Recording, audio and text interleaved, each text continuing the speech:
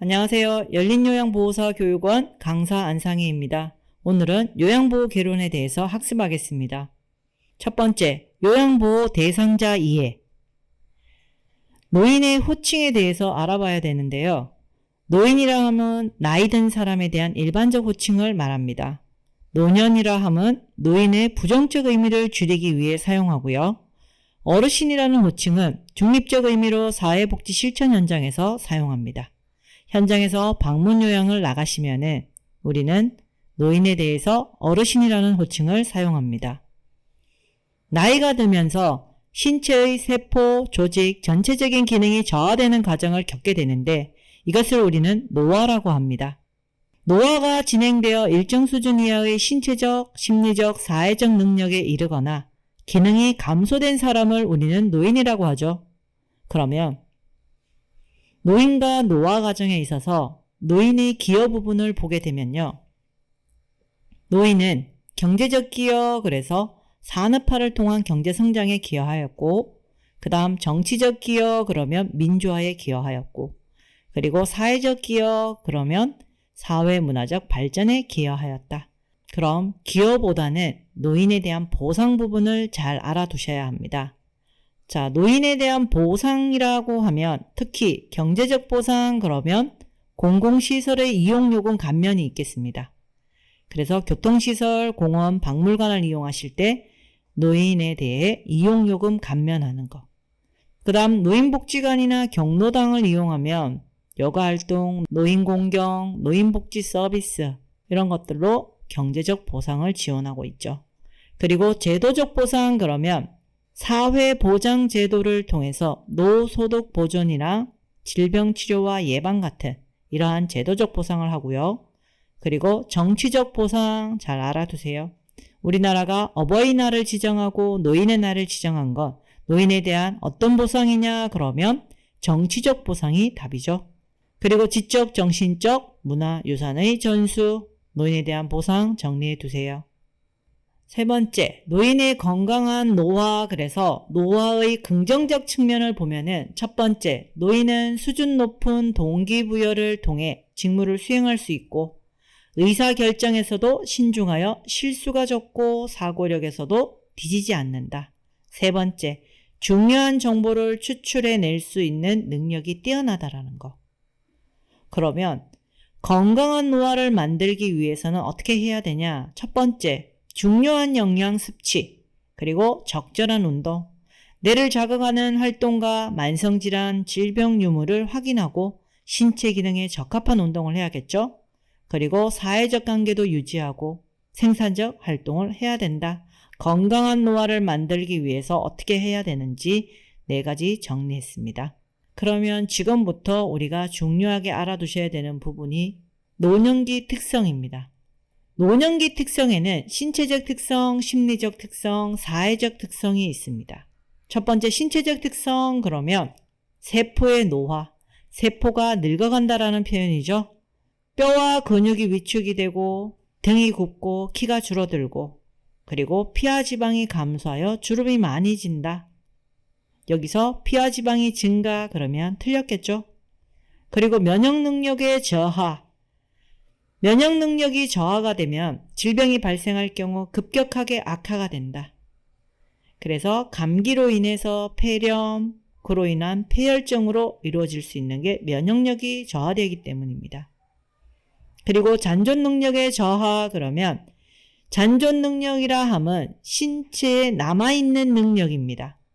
그래서 신체 조직이 잔존 능력이 저하되어 일상생활에 어려움이 생긴다. 회복 능력의 저하, 그러면 합병증이 오면 사소한 원인으로도 중증에 이를 수 있다라는 거. 그리고 비가역적 진행. 비가역적이라는 말은 되돌릴 수 없다라는 표현이죠. 그래서 인간의 노력으로 노화의 진행을 막을 수 없다. 우리가 60이 되었을 때 20대로 돌아갈 수 있냐? 없겠죠? 비가역적 진행. 신체적 특성 5가지 정리하면 세포의 노화, 면역 능력의 저하, 잔존 능력의 저하, 회복 능력의 저하, 비가역적 진행. 그 다음 심리적 특성을 알아보면 심리적 특성은 크게 8가지가 있습니다. 첫 번째, 우울증 경량의 증가. 우울증 경량이 증가하게 되면 노인은 불면증에 시달리고 식욕 부진, 체중 감소 등과 같은 신체적 증상을 호소하고 기억력이 저하되고 흥미와 의욕을 상실하게 됩니다. 그리고 주변 사람들에게 적대적으로 대하거나 타인을 비난하는 등의 행동을 보이기도 하죠. 두 번째, 내향성의 증가. 다른 말로 외향성의 감소라고도 표현합니다. 자, 내향성이 증가하게 되면 사회적 활동이 감소하고 내향성이 나타나게 되고요. 타인과 만나는 것을 기피하게 됩니다. 그 다음 심리적 특성 세 번째, 조심성의 증가입니다. 조심성의 증가로 인해서 일의 결과를 중시하고 지각 능력과 자신감이 감퇴하여 조심성이 증가한다. 두 번째, 질문이나 문제에 대해 대답을 할지 망설이거나 하지 못하게 되고, 세 번째, 결단이나 행동이 느려지고 매사에 신중해진다. 조심성의 증가. 네 번째, 경직성의 증가. 경직성의 증가는 자신에게 익숙한 습관적 태도나 방법을 고수하고요. 매사에 융통성이 없어지고 새로운 변화 싫어하게 됩니다. 그 다음 심리적 특성 다섯 번째, 생에 대한 해고의 경향.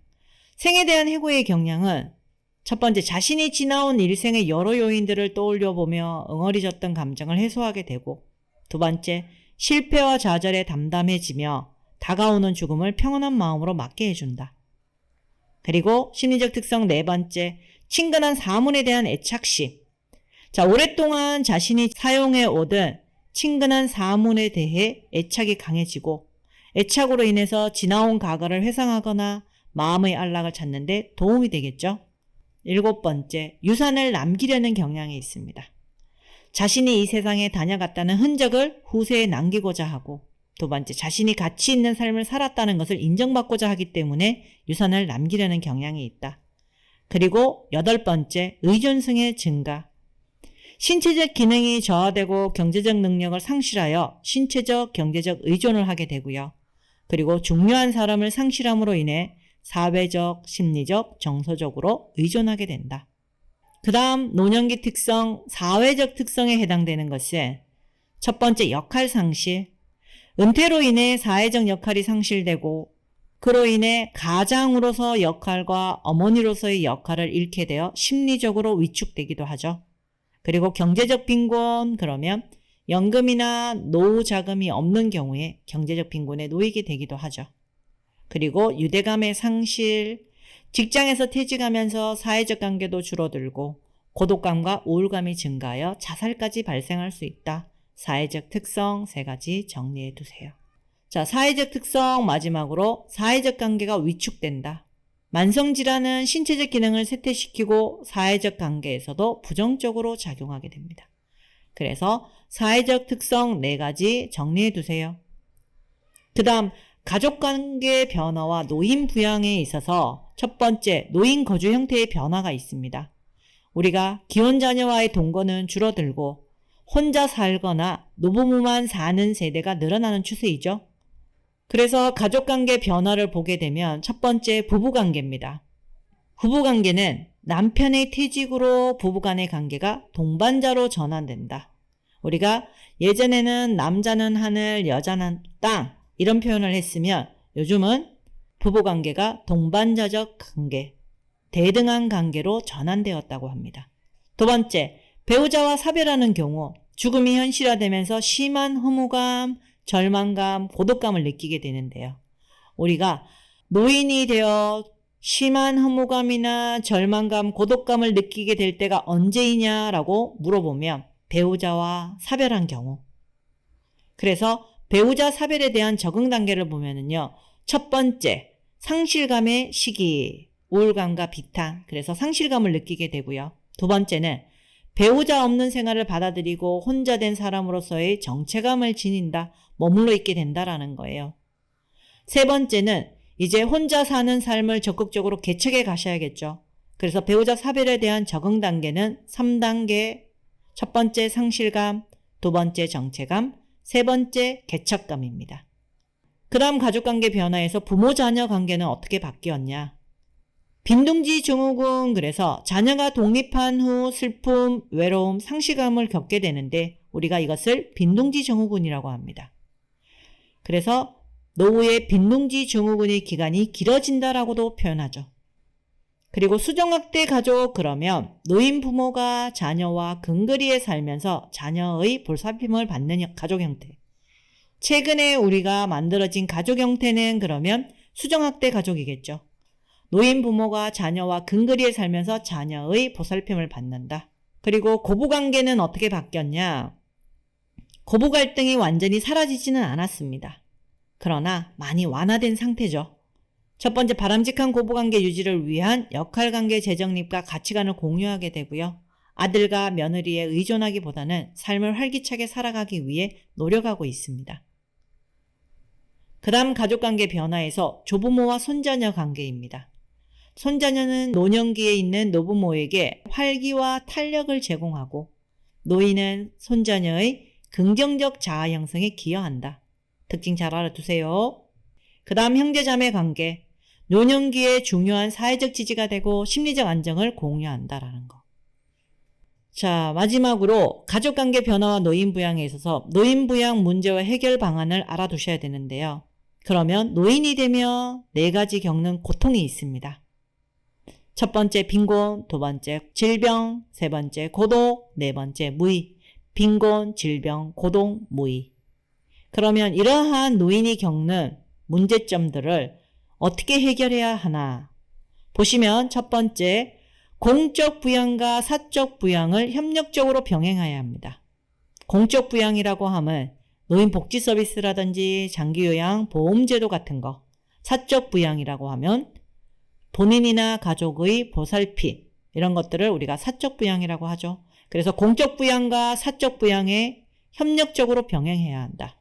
특히 최근에는 공적 부양의 비중이 점점 높아지고 있는 추세입니다. 두 번째, 세대 간의 갈등 조절이 필요하겠죠. 그래서 자녀 세대와 부모 세대의 상호 존중, 적극적 의사소통을 통해 실질적인 상호작용과 사회통합을 달성해야 한다. 그리고 끝으로 노인부양 문제 해결 방안 세 번째는 노인이 개인적으로 대처해야 되는 부분. 경제적으로는 사회보험과 개인보험을 병행하셔야 되고요. 사회적으로는 재교육 프로그램을 통해서 삶의 변화에 대비하셔야 됩니다. 그리고 네 번째, 노인 복지정책 강화를 통해서 우리는 노인부양 문제를 해결해 가야 합니다. 자, 오늘은 여기까지 대상자의 이해에 대해서 공부하였습니다. 다음 시간에는 요양보호 관련 제도 및 서비스에 대해서 공부하겠습니다. 수고하셨습니다.